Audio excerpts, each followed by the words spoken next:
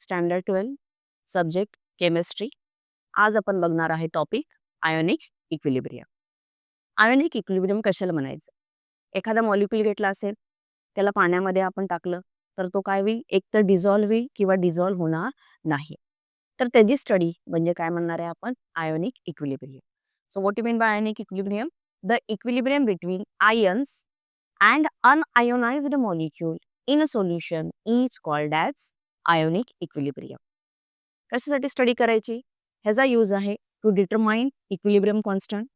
Ionic equilibrium वरून आपल्याला कशाची स्टडी करता येईल? इक्विलिब्रियम कॉन्स्टंटची स्टडी करता येईल. कॅल्क्युलेशन करता येईल. कशाचं कॅल्क्युलेशन? Concentration of ions. किती क्वांटिटीमध्ये आयन तयार झाले त्याचं कॅल्क्युलेशन करता येईल. Concentration of unionized species. किती मॉलिक्यूल डिझॉल्व्ह झाले नाही त्याची सुद्धा आपल्याला ह्या टॉपिकमध्ये स्टडी करायची. ठीक आहे, मग स्टार्ट करूया आपण फर्स्ट पॉईंट टॉपिकचा. इलेक्ट्रोलाइट. कशाला म्हणायचं इलेक्ट्रोलाइट? असा मॉलिक्यूल जो पाण्यामध्ये घातल्यावर ब्रेक होतो आणि आयन्स देत असेल तर त्या मॉलिक्यूलला म्हणायचं आहे electrolyte. The substance which gives ions when dissolved in water is known as electrolyte. Best example sugar. जर साखर आपण पाण्यात घातलं तर ती साखर पाण्यामध्ये विरघळते आणि पाणी कसं लागतं? गोड लागतं. तो साखर हे कशाचं एक्झाम्पल आहे? इलेक्ट्रोलाइट. सो डिपेंडिंग अपॉन किती प्रमाणात एखादा सबस्टन्स विरघळणार आहे त्यानुसार इलेक्ट्रोलाइटचे दोन टाईप आहे. Strong electrolyte and weak electrolyte. Strong electrolyte कुणाला म्हणायचं? असा सबस्टन्स जो पाण्यामध्ये पूर्ण विरघळतो आणि भरपूर क्वांटिटीमध्ये आयन्स देतो त्याला आपण म्हणायचं strong electrolyte. The substance which ionized completely and gives more ion in a solution is called as strong electrolyte. Example strong acid आहेत, स्ट्रॉंग बेस आहेत. आत्ताचं एक्झाम्पल शुगरचं एक्झाम्पल, सॉल्टचं एक्झाम्पल. हे कशाचे एक्झाम्पल आहेत? Strong electrolyte. Second type weak electrolyte. असा substance जो पाण्यामध्ये अर्धवट विरघळतो, पार्शली विरघळतो आणि त्यामुळं आयन सुद्धा क्वांटिटी कशी असणार आहे? लेस असेल तर त्याला आपण म्हणायचं आहे weak electrolyte. The substance which ionize partially means in less amount, gives less number of iron is called as weak electrolyte. Example आहेत weak acid, weak based. Daily life मधलं म्हणलं तर चॉक. चॉक जो आहे हा पाण्यामध्ये पूर्ण विरघळत नाही. Standard 12 subject chemistry. Topic ionic equilibrium. आज आपण बघणार आहे degree of dissociation. Degree of dissociation म्हणजे किती प्रमाणामध्ये एखादा सबस्टन्स ब्रेक होईल. डिग्रीचा अर्थ प्रमाण, क्वांटिटी. ऑफ डिसोसिएशन म्हणजे विरघळण्याची टेंडन्सी. एखादा सबस्टन्स आपण पाण्यात घातल्यावर तो किती प्रमाणात ब्रेक होईल त्याला आपण म्हणायचं आहे डिग्री ऑफ डिसोसिएशन आणि ते डिनोट करतो letter alpha. So alpha is equal to number of mole of substance dissociated divided by total number of mole of substance dissolve. किती नंबर ऑफ मोल डिझॉल्व झालेले आहेत डिवायडेड बाय किती number of mole आपण dissolve होण्यासाठी घातले होते त्याचा ratio म्हणजे काय असेल? Degree of dissociation. एक्झाम्पल समजा आपण NaCl सोल्युशन तयार करायचं घेतलंय त्याच्यामध्ये 10 मोल जर आपण NaCl घातला असेल आणि त्यातले 5 मोल जर डिझॉल्व झाले तर हा रेशो काय येईल? 5 डिझॉल्व झालेले आहेत. डिझॉल्व होण्यासाठी किती घातले होते? 10. सो 5/10 म्हणजे आन्सर काय? हे काय असणार आहे? त्याचं आन्सर असणार आहे. पर्सेंटेज डिसोसिएशन काढायचं असेल तर आपण करणार आहे डिग्री ऑफ डिसोसिएशनला into 100. नेक्स्ट कन्सेप्ट बघायचं या टॉपिकमध्ये ऍसिड अँड बेस. ऍसिड आणि बेस हे एक्सप्लेन करण्यासाठी वेगवेगळे सायंटिस्ट आले आणि त्यांनी त्यांची थेअरी एक्सप्लेन केली.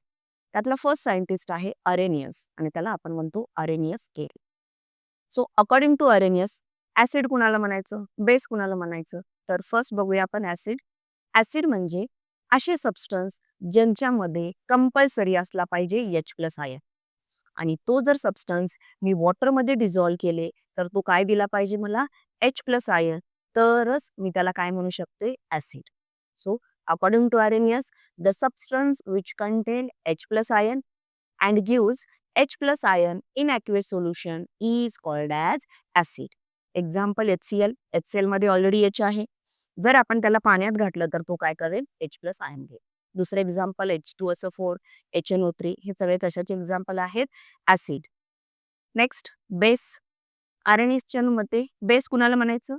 बेस असे सबस्टन्स असतील ज्याच्यामध्ये काय असेल OH मायनस आयन, हायड्रॉक्झिल आयन, आणि जे वॉटरमध्ये डिझॉल्व्ह केल्यावर काय देतील मला OH minus ions. The substance which content OH minus ion and gives OH minus ion in aqueous solution are called as base. Example NaOH, KOH.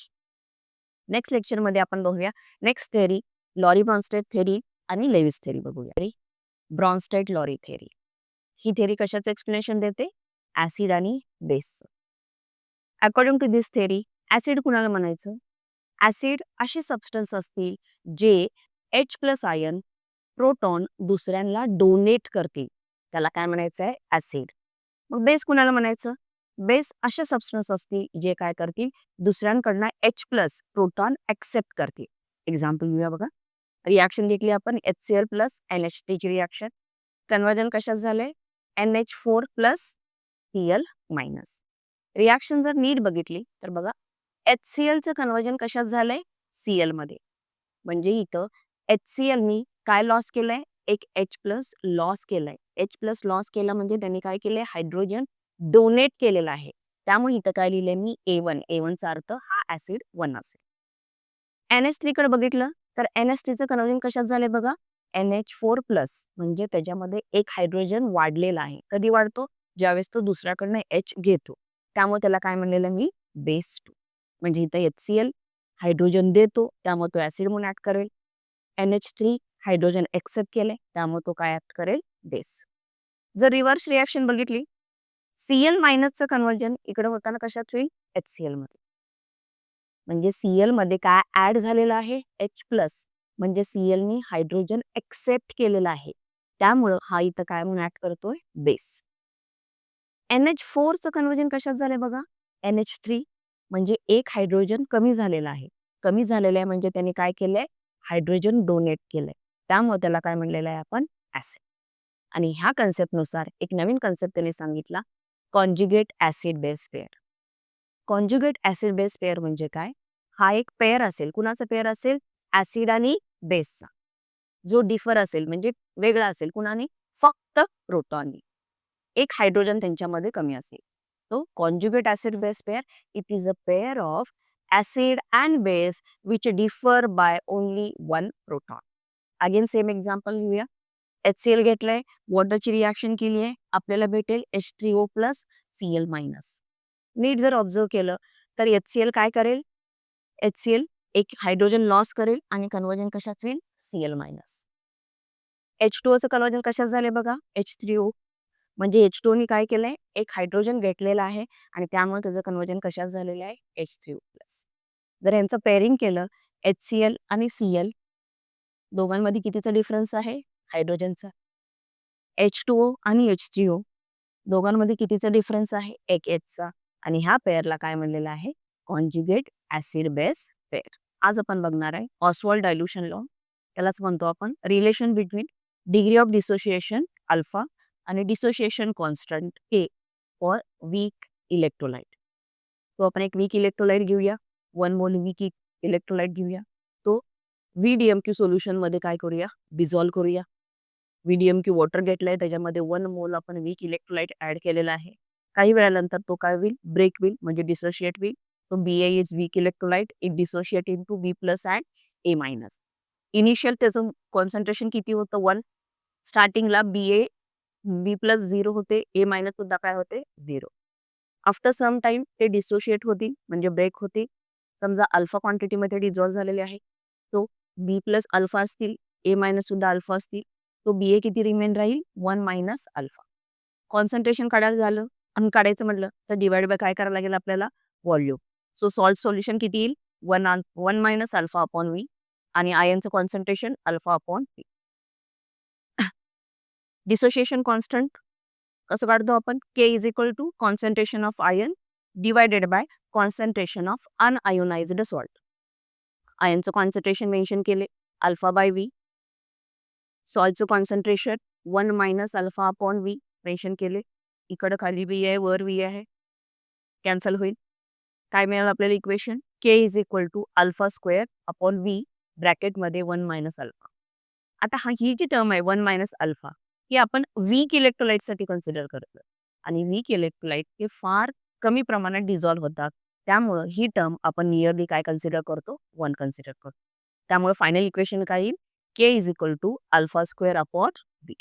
So this is relation. हे relation आहे. कुणामधले relation? Degree of dissociation constant आणि volume. So equation rearrange केल्यावर भेटेल alpha square is equal to K B. Square काढला तर under root मध्ये काय येईल? K into B. जर हे व्हॉल्यूमच्या टर्म मध्ये विचार, तर हेच जर तुम्हाला कॉन्सन्ट्रेशनच्या टर्म मध्ये विचारतील तर कॉन्सन्ट्रेशन म्हणजे काय? 1 अपॉन व्ही. सो इथं अल्फा स्क्वेअर अपॉन व्ही आहे, ते 1 अपॉन व्हीच्या जागी काय लिहिलंय आपण? कॉन्सन्ट्रेशन. तो कॉन्सन्ट्रेशनच्या टर्म मध्ये काय येईल? Alpha square is equal to K divided by C और alpha is equal to under root K divided by C. जर तुम्हाला वीक ॲसिडसाठी विचारले असतील तर वीक बेससाठी विचारलं असेल तर सेम डेरिव्हेशन असेल, फक्त चेंज काय येईल? इन्स्टेड ऑफ के वीक ॲसिडसाठी आपण काय मेन्शन करूया? K A dissociation constant for weak acid आणि बेससाठी मेन्शन करूया K B dissociation constant for weak base. Next concept, ionization of water. Room टेम्परेचरला वॉटर जे आहे ते व्हेरी लेस क्वांटिटीमध्ये आयोनाइज होतं, व्हेरी लेस क्वांटिटीमध्ये ब्रेक होणार आहे. वॉटर आयोनाइज होतं in the form of H3O plus, त्यालाच आपण प्रोटॉन H प्लस आयन म्हणतो. OH minus ion. Equilibrium constant काढायचं गेलं तर concentration of ion divided by concentration of unionized water. Room टेम्परेचरला वॉटर लेस क्वांटिटीमध्ये आयोनाइज होतं, त्यामुळं वॉटरचं जे कॉन्सन्ट्रेशन आहे ते आपण काय घेतो? कॉन्स्टंट. त्याला आपण के डॅश म्हणूया. So constant into new constant, equilibrium constant, त्यामुळे एक नवीन कॉन्स्टंट येतो that is nothing but KW. त्या KWचं नाव आहे ionic product of water. KW म्हणणार आहे आपण ionic product of water. So what is the KW? KW means concentration of H plus, that is H3O plus ion, and concentration of OH minus ion. So ionic product of water ची definition विचारल्यावर काय सांगायचं? It is the product of molar concentration of H plus ion and OH minus ion in water at constant temperature is called as ionic product of water. At room temperature at 25 degrees Celsius ला KW ची value असते 1 into 10⁻⁻⁴. जेवढे H plus ion आहेत तेवढेच असतील OH minus आयनचं concentration. H प्लसचं OH minus आयनचं कॉन्सन्ट्रेशन असते 1 into 10⁻⁷. Next concept, pH, POH. pH means power potential of hydrogen ion concentration. POH potential of OH minus ion concentration. एखादं solution acidic आहे का बेसिक आहे हे चेक करण्यासाठी आपण pH, POH कन्सेप्ट यूज करतो. सो कसं कॅल्क्युलेट करायचं? pH is equal to equation negative log to the base 10 of hydrogen ion concentration. POH negative log to the base 10 of OH minus ion concentration. pH आणि POH ह्या दोघांची total value असते, total value 40. जर pH less than 7 असेल तर solution acidic असतं. pH more than 7 असेल तर सोल्युशन बेसिक असतं. जर एक्झॅक्ट सोल्युशन pHचं 7 असेल तर सोल्युशन न्यूट्रल असतं. फॉर एक्झाम्पल ब्लड, वॉटर त्यांचा जो pH असतो तो कसा असतो? नियर अबाउट 7 न्यूट्रल असतो. Next concept, relation between pH and POH. हे रिलेशन काढण्यासाठी आपल्याला आयोनिक प्रोडक्ट ऑफ वॉटरचं हेल्प घ्यायला लागणार आहे. KW is equal to concentration of H plus ion, concentration of OH minus ion. दोन्ही साईडला लॉग घेऊया. लॉग घेतल्यावर काय येईल? Log to the base 10 KW is equal to log to the base 10 H plus ion and log to the base 10 OH minus ion. पण आपल्याला माहिती आहे KW ची value ionic product of water room टेम्परेचरला किती असते? 1 into 10⁻⁻⁴. KWच्या ठिकाणी ती व्हॅल्यू आपण पुटअप केली. व्हॅल्यू पुटअप केल्यावर काय करूया? इक्वेशनला नेगेटिव्ह साईननी मल्टिप्लाय करू. नेगेटिव्ह साईननी मल्टिप्लाय केल्यावर हा जो वरची राईटची पॉवर आहे -14 ही खाली येईल. -14 आणि मल्टिप्लाय केलेला मायनस मायनस मायनस काय होईल? प्लस होईल, म्हणजे +14 येईल. Minus log to the base 10 H plus minus log to the base 10 OH minus. पण आपल्याला माहिती आहे minus log to the base 10 H plus म्हणजेच काय आहे? pH. Minus log to the base 10 OH म्हणजेच काय आहे? POH. म्हणजेच काय भेटलं आपल्याला? pH आणि POH या दोघांची व्हॅल्यू किती भेटते? 40. सो pH आणि POH टोटल मिळून व्हॅल्यू असते 40. Next concept, buffer. बफर असं सोल्युशन आहे जो काय करेल? सोल्युशनचं pH चेंज होऊ देणार नाही. एखादं सोल्युशन असेल त्याचा pH जर आपल्याला मेंटेन करायचं असेल, त्याचा जर pH चेंज होऊ द्यायचं नसेल तर त्याच्यामध्ये आपण बफर ऍड करतो. So what are the buffer? Buffer of the solution which resist म्हणजे अपोज करतो. Resist change in pH even addition of small amount of acid or base. एखादं सोल्युशन आहे, त्याचा जर पीएच आपल्याला चेंज करू द्यायचा नसेल, इवन ॲडिशन ऑफ थोडंसं आपण त्यामध्ये ॲसिड घातलं, बेस घातलं, तर त्याच्यामध्ये आपण काय घालणार आहे? Buffer solution. So buffer it is a solution which resists change in pH, even addition of small amount of acid and base. So types of buffer, which are the types of buffer? Two types of buffers are there, acidic buffer and basic buffer. कुणाला बनायचं acidic buffer? Acidic buffer, it is a solution of weak acid and it's a salt with a strong base. आपल्याला जर acidic buffer तयार करायचं असेल तर weak acid घ्या आणि त्याचे सॉल्ट असलेला स्ट्रॉंग बेस त्याच्यामध्ये ऍड करायचे. For example acidic acid it is a weak acid. मग त्याचे सॉल्ट असलेले ऍसिटेट आयन असलेला कुठला घालायचा आहे? सोडियम ऍसिटेट हा सॉल्ट घालायचा आहे जो कोणाचा असणार आहे? स्ट्रॉंग बेसचा. तो ऍसिडिक बफरचं example acidic acid and sodium acetate. Second example HCl and KCl, hydrogen cyanide and potassium cyanide. Basic buffer, basic buffer समजा सोल्युशनचं पीएच आपल्याला बेसिक ठेवायचं असेल, बेस ठेवायचं असेल, मेंटेन करायचं असेल तर आपण बेसिक बफर यूज करणार आहे. कसं तयार करायचं basic buffer? It is a solution of weak base and salt of strong acid. Weak base घ्यायचा आहे आणि त्याच्यामध्ये ते जे सॉल्ट असलेला एखादा स्ट्रॉंग ऍसिड घालायचा आहे, म्हणजे ते सोल्युशन कशाचं होईल?